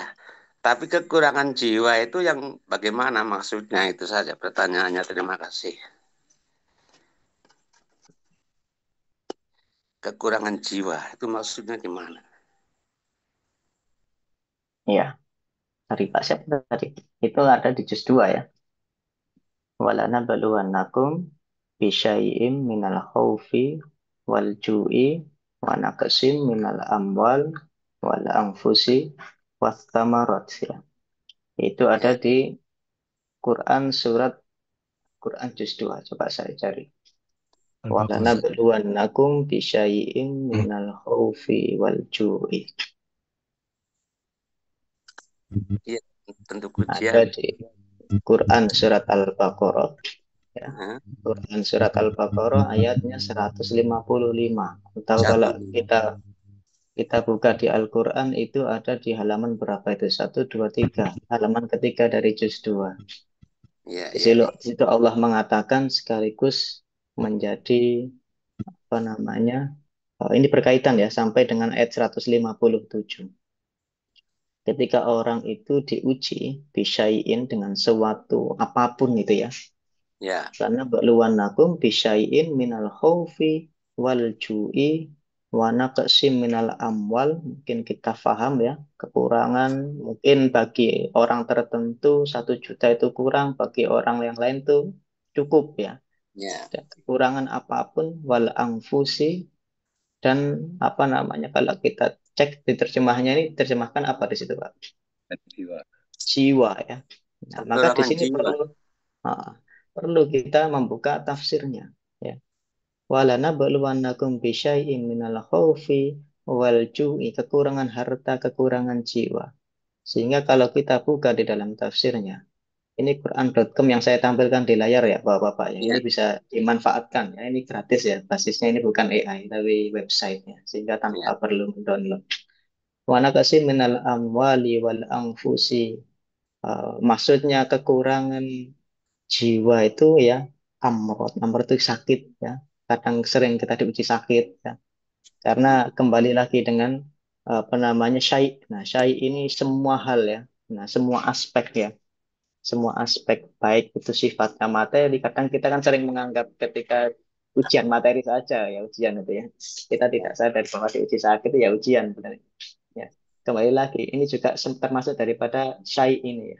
Segala sesuatu yang diuji ini ya kematian ya maut wal amrod kita sering sakit-sakit itu juga bagaimana ujian tapi kita sadar bahwasanya dengan ujian berupa jiwa ini yaitu salah satunya sakit ini menggugurkan dosa-dosa kita maka kita ketika sakit pun jangan kemudian kita mengeluh ya Allah kok saya sakit-sakit terus kayak nggak bisa gini-gini nah, justru itu mungkin caranya Allah menghapus dosa-dosa kita jadi maksud dari wal angfusin tadi ya ujian berupa apa jiwa ya tadi yang diterjemahkan jiwa bisa jadi itu berupa sakit ya berupa kematian ya atau apa namanya bil qatli di sini apa pembunuhan ya tapi yang paling sering yang ini wal amrodi itu ujian berupa sakit itu sendiri ya salah satu ujian dalam bentuk jiwa ya ya, hubungannya dengan jiwa atau psikis kita atau mungkin bisa jadi saling berkaitan misalkan orang yang sudah lama atau bahkan sangat-sangat dalam kondisi yang krisis Wana minal amwal nakis ini kan kekurangan dari segi harta materi ya, sehingga menyebabkan ini kena gangguan psikologis istilahnya seperti itu. Walaupun fusi itu ujian berupa psikologis. Ya. Karena sejatinya orang ketika diuji yang seperti itu luar biasanya kan efeknya di sini. Nah, ini ya itu memang saling berkaitan itu ya jadi maksudnya memang perlu kita membuka apa namanya penjelasan baik di dalam tafsirnya kan tafsir itu banyak ya kalau dilayarin tafsir Jalalain atau kalau kita mau buka lagi tafsirnya Tahrir wa Tanwir ya tafsirnya Al-Qurtubi tafsirnya Ibnu Katsir ya dan lain sebagainya banyak ya nanti bapak-bapak bisa mengakses ini insya Allah coba nanti setelah kajian saya share ke Pak Akhir bisa biar bisa dimanfaatkan oleh Bapak semua. Semoga bermanfaat ini ya. Baik, terima kasih. Tadi Pak siapa tadi yang bertanya? Pak Madino, Pak. Oh iya, baik. Ya, dari Jakarta. Jadi Dari barangkali Jakarta. nyambung Mm-mm. ini mengenai Mm-mm. apakah termasuk tentang kecerdasan juga karena kan kita merasa wah kita kok tidak seperti sepintar dia, kita Mm-mm. kok merasa Mm-mm. lebih pintar dari seseorang dan sebagainya gitu barangkali. Mm-mm. Mm-mm. Betul. Memang eh, kecerdasan buatan atau AI itu ya. Sebenarnya AI itu tetap banyak kekurangannya ya. Tapi nanti kita akan kalah dengan orang-orang yang memanfaatkan AI. Akan tergantikan dengan orang-orang yang memanfaatkan AI. Bukan AI itu atau kecerdasan buatan itu yang nanti akan mengalahkan kita. Tapi kita akan terkalahkan dengan orang-orang yang memanfaatkan kecerdasan itu sendiri. Itu memang dengan searah majunya zaman ya. Banyak apa namanya kecerdasan-kecerdasan buatan yang bisa dimanfaatkan, tapi itu juga bisa menjadi senjata bumerang ya bagi Oh iya. orang-orang yang tidak memanfaatkan itu. Eh, Terima kasih. Ada yang lain, Bapak atau Ibu-ibu mungkin? Jadi saya, Ibu-ibu ini. Mas Heng, saya Silakan. Boleh, boleh. Monggo silakan. eh, makasih Pak Ustadz. Ini materi menarik. Mas Heng, sehat-sehat Mas Heng. Pak Ustadz, Assalamualaikum. Iya, waalaikumsalam. Saya ingin tanyakan gini, Pak Ustadz. Saya pernah dengar ada satu hadis yang sahih lah kira-kira bahwa dalam hadis disebutkan bahwa penghuni neraka itu banyaknya perempuan, ya kebanyakan perempuan. Kan begitu itu hadisnya sahih gitu. Nah, saya dengar juga ini mungkin penjelasan dari Pak Ustadz. Ini ini sangat berkaitan dengan hubungan antara suami dan istri. Jadi jadi dosa-dosa yang sering membuat mereka masuk kepada jadi yang disebutkan hadis tadi lebih banyak berkaitan dengan hubungan kerumah tanggaan lah katakanlah gitu ya. Betul nggak itu Pak Ustadz? Terima kasih. Ya, memang ini pernah saya dengar dari potongan video juga ya. Memang ada ya. Tapi kalau terkait hadisnya ini saya belum menjangkau ke sana ya. Tapi memang salah satu apa namanya maksud daripada itu sendiri karena di hadis itu ya memang sangat mewanti-wanti daripada perempuan itu sendiri. Tapi bukan dalam arti di sini tidak berlaku sebagai apa namanya eh, seorang kepala rumah tangga saja. Maka sejatinya tadi ar-rijalu qawwamuna 'alan nisa. Semua hal itu ya apa namanya ketika kita membuka tafsir yang klasik itu cenderung mereka mengartikan bahwa semua ya tanggung jawab apa namanya seorang kepala rumah tangga atau seorang suami ya termasuk dalam hal mendidik istri-istrinya atau istri-istri kita semuanya. Sehingga ini kemudian yang apa namanya ini terlepas dari apa namanya hadisnya benar apa enggak ya karena saya belum menjangkau ke sana. Tapi ini menjadi sebuah renungan kita, tanggung jawab kita dan tidak menjadi kemudian justifikasi Allah nanti di neraka itu banyak perempuannya. Ternyata kemudian kalau kita cross check hadisnya hadis Sofi ini menjadi PR yang termasuk ar-rijal yaitu suami meskipun di situ ada juga yang menerjemahkan laki-laki tapi konteksnya memang suami. Kepala rumah tangga itu bisa mendidik, membina keluarganya itu sendiri termasuk salah satunya istrinya itu sendiri. Sehingga eh, esensi daripada nafkah itu yang paling penting sebenarnya bukan di materi tapi yaitu spiritualnya. Bagaimana seorang ar-rijal, pemimpin kepala rumah tangga itu mengarahkan mana yang hak, mana yang batil, mana yang salah, mana yang benar. Sehingga kemudian dari hadis tersebut ya bisa menjadikan motivasi agar bagaimana kemudian kita itu bisa mendidik dengan sebaik-baiknya keluarga kita ya, termasuk kepada istri kita, kepada anak-anak kita. Sehingga contoh yang dimulai paling pertama kali maka yang Allah sampaikan tadi kan ku anfusakum dulu ya bukan ku ahlikum dulu. Tapi yang di ayatnya tadi ku anfusakum dulu. Kita jadi contoh yang baik, kita menjaga diri kita ya, anfusakum ya, lalu kita jaga keluarga kita, anak turun cucu kita, pasangan kita itu sendiri. Seperti itu. Tapi terkait terlepas hadisnya benar apa enggak, itu mungkin nanti saya perlu cross check lagi. Perlu cross check lagi itu ada di hadisnya siapa terkait terus kualitasnya hadisnya itu benar apa tidak tahu sebenarnya bukan benar atau tidak ya. Hadisnya itu hadis yang hasan atau yang sahih atau hadis yang dhaif meskipun dalam prakteknya dalam negara kita ya ada kubu-kubu atau golongan-golongan yang tetap memakai hadis dhaif tapi ada juga yang tidak memakai hadis dhaif karena masih ada hadis-hadis yang sahih, hadis-hadis yang kuat seperti itu. Seperti itu ya Pak Yusuf ya. Pak Yusuf tadi ya. Begitu. Jadi tadi itu Terima menjadi kasih Pak Ustadz. sebuah PR ya, PR-nya Ar-Rijal ya, PR-nya kepala rumah tangga itu sendiri. Jadi kalau menurut hadis Tarji, Pak, interpretasi terhadap hadis tersebut harus memperhatikan bahwa masuknya seseorang ke dalam neraka tidak berkaitan dengan jenis kelaminnya, melainkan disebabkan oleh perbuatan buruk yang dilakukan. Hal ini perlu dipahami dengan jelas agar tidak terjadi pemahaman keliru bahwa ajaran Islam merendahkan perempuan. Yang pertama ya. Kemudian balasan surga atau neraka di akhirat nantinya tidak dipengaruhi oleh jenis kelamin, melainkan oleh amal perbuatan manusia. Oleh karena itu, dalam memahami ajaran Islam, penting untuk menilai perbuatan dan karakter individu tanpa memandang gender, ya. Dengan demikian, pandangan bahwa perempuan lebih banyak menjadi penghuni neraka dapat dipahami sebagai hasil dari perbuatan buruk yang dilakukan oleh individu tanpa merendahkan hak dan nilai perempuan dalam agama Islam.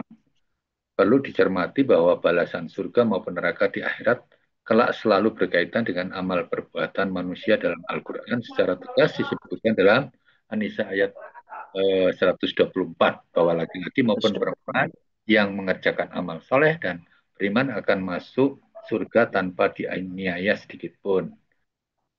Itu demikian, Pak. Itu jadi penjelasannya ada dari majelis Tarjih. Oh, ayat berapa tuh? 120? 120. 24. 124. Coba saya bantu cross check coba. Ketika kita melihat isi penjelasan ya, karena ada ilahnya ya, ada permasalahannya, bisa jadi grade hadisnya itu hadis yang lemah, bisa jadi seperti itu. Karena memang ayat hadis ya, bukan ayat ya, ayat tersebut seolah-olah mendiskreditkan ya, mendiskreditkan golongan-golongan tertentu atau jenis tertentu. 124. Kedua, jadi An-Nahl ayat 97 dan An-Nisa ayat 124. Ya, barangkali ada yang mau bertanya lain sambil coba saya cross check di sini. Mungkin yang pernah dengar itu waktu Rasul mirat atau mirat itu waktu yang itu pernah melihat pada selesai mirat, pernah melihat di neraka itu banyak memang penghuni wanita, tapi itu mungkin kembali lagi lihat hadis. Melihat biasanya para wanita itu. Kenapa ya, banyak wanita? Potongan tadi ya. Yang pernah saya baca itu wanita itu banyak kufur sama suami. Apakah kufur di sini artinya keluar Islam? Bukan, katanya. Kufur di sini karena mereka banyak yang tidak taat pada suami. Artinya suami sudah begitu banyak berbuat kebaikan, ada satu kekurangan, sangat tidak pernah melakukan kebaikan sesuatu pun, gitu, sehingga mereka isinya kufur nikmat lah sama suami, apa seperti itu. Iya, itu memang salah satunya ya. Salah satu penyebab, tapi kemudian saya belum menyebut tidak ya, karena saya juga belum cross check ya. Tapi ketika melihat penjelasan hadisnya tadi, mungkin bisa jadi hadis tersebut lemah ya, lemah, baik itu lemah dari segi matan isinya ataupun dari segi sanatnya.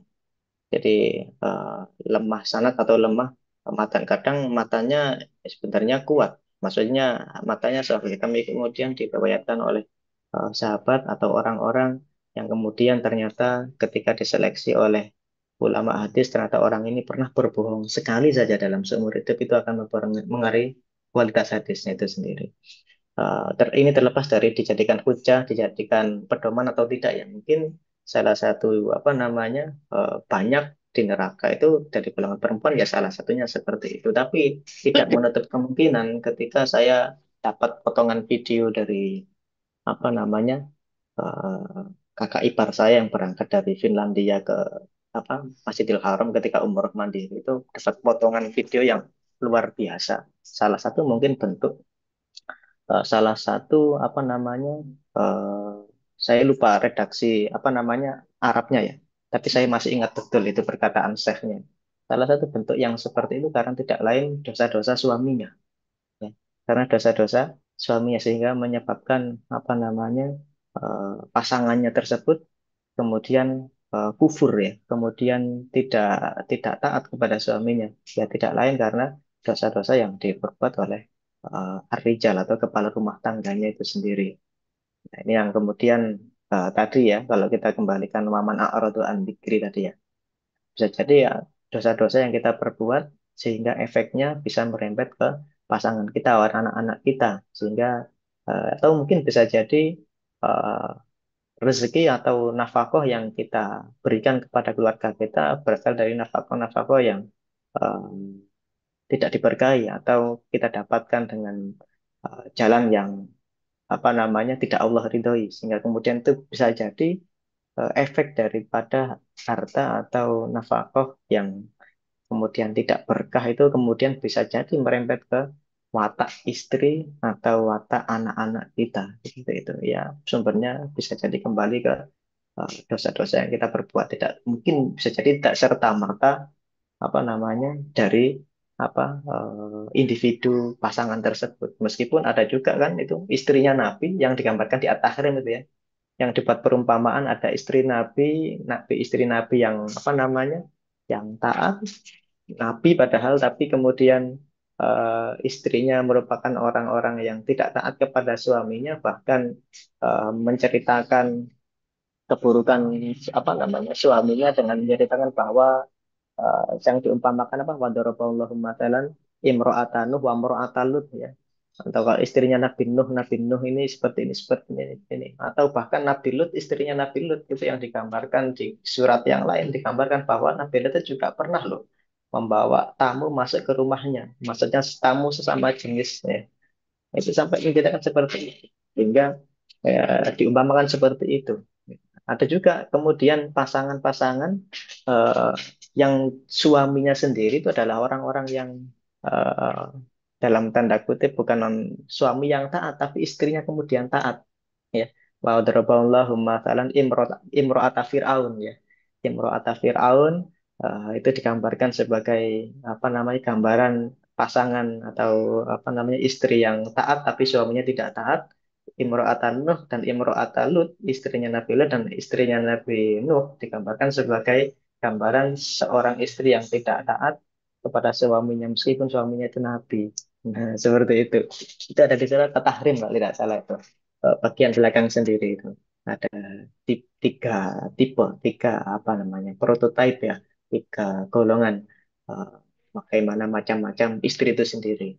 Kadang yang suaminya sudah betul, sudah apa namanya, mencoba apa namanya, memberikan pemahaman agama yang sungguh luar biasa, tapi kemudian istrinya masih tetap seperti itu atau bahkan apa namanya, tidak taat kepada suaminya. Maksudnya tidak taat itu dalam artian ketika suaminya sudah memberikan apa namanya pemahaman yang luar biasa, istrinya tetap malah melakukan apa namanya perbuatan-perbuatan yang intrik-intrik atau konspirasi-konspirasi untuk menjatuhkan suaminya itu sendiri.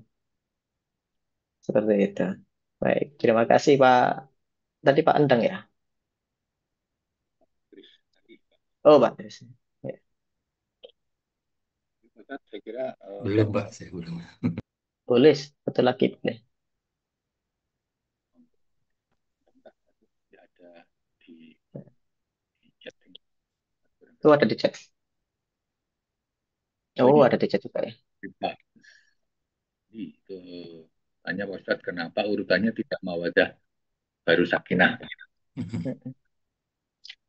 Izin bertanya, kenapa urutannya sakinah dulu, tidak mawaddah baru sakinah ya? Karena mawaddah dan rahmat itu efek, maksudnya bentuk daripada hadirnya sakinah, ketenangan itu sendiri, sehingga melahirkan mawaddah dan rahmah itu sendiri. Ya, karena apa namanya, makanya disebutkan itu ya, redaksi ayatnya tadi, Ar-Rum tadi ya. Min ayatihi an khalaqalakum min anfusikum azwajan litaskunu. Ya, makanya rumah itu kan juga disebut sakan ya, atau tempat tinggal. Maka tempat tinggal yang nyaman ya, litaskunu ilaiha. Lalu kemudian dengan sakinah, dengan ketenangan itu, kemudian akan menjadikan wajah ala bainakum mawaddah warohmah. Ya, menjadikan rasa cinta dan kasih sayang. Seperti itu. Nah, makanya itu kemudian sumbernya dari sakinah. Nah, tapi bagaimana cara meraih sakinah itu tadi sendiri, bukan dalam tepuk tangan ya. Cara meraih sakinah dari tepuk tangan.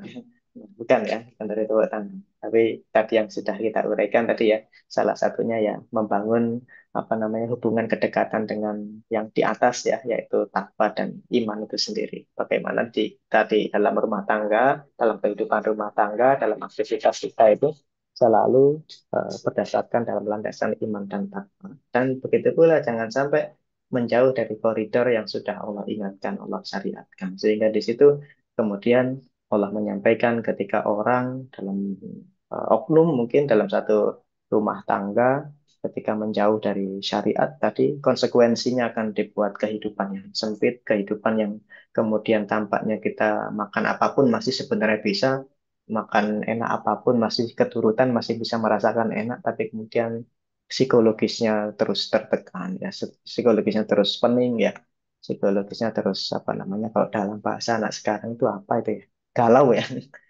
Nah, itu ya. Seperti itu. Mungkin sudah ya. Ya, saya kira cukup. Sudah waktunya juga Ah, lebih dari ya, baik. Alhamdulillah. Kita tutup dengan berdoa ya. Ya. Kita tutup pertemuan hari ini dengan berdoa, bermunajat kepada Allah. Semoga hingga penghujung hidup kita semuanya diberikan terus diistiqomahkan dalam habit-habit yang baik, sehingga kata Nabi innamal a'malu bil khawatim, apa namanya, sesungguhnya segala sesuatu itu terletak di akhirnya. Kalau akhir kita baik, insya Allah kita husnul khotimah. Ketika di akhir hidup kita uh, terus langgeng dalam keburukan-keburukan sehingga membuat kita lupa untuk kembali lagi kepada Allah. Alhamdulillah, semoga kita tidak menjadi orang-orang pribadi-pribadi yang di akhir hidupnya menjadi su'ul khotimah. Dan semoga tidak anak turun cucu kita diberikan tidak anak turun cucu yang soleh solehah. Kita tutup dengan berdoa. A'udzubillahi minasyaitonirrajim. Bismillahirrahmanirrahim. Allahumma sholli ala Muhammad wa ala ali Muhammad. Alhamdulillahirabbil alamin. Allahumma ighfir lana dzunubana wa dzunub walidayna warhamhuma kama rabbayana shighara. Allahumma ja'alna ya Allah wa auladana wa dzurriyyatana wa talamidana min ahlil Qur'an ya Allah. Wa ahlil ilmi wa ahli sholah wa ahli sadaqah wa la taj'alna wa iyyahum min ahli syarri wa dhair innaka ala kulli syai'in qadir. Allahumma arinal haqqa haqqa warzuqna ittiba'ah wa arinal batila batila warzuqna ijtinabah. Allahumma rahamna bitarkil ma'asi abadan ma baqaitana warhamna min ataballaq ma la ya'nina warzuqna husnan nadhari fima yurdika. Allahumma khtim amalana ya Allah bi husnil khatimah wa la takhtim amalana ya Allah bi su'il khatimah. Rabbana zalamna anfusana wa illam taghfir lana wa tarhamna lanakunanna minal khasirin. Rabbi habli minas solihin. Rabbi habli minas solihin. Rabbana hablana min azwajina wa dhurriyyatina qurrata a'yun waj'alna lil muttaqina imama. Rabbana atina fid dunya hasanah wa fil akhirati hasanah wa qina adzabannar wa akhiru da'wana alhamdulillahi rabbil alamin. Alhamdulillah. Terima kasih Bapak-bapak, Ibu-ibu semuanya. Silahkan melanjutkan aktivitasnya masing-masing ya. Saya pamit undur diri. Assalamualaikum warahmatullahi wabarakatuh. Waalaikumsalam warahmatullahi wabarakatuh.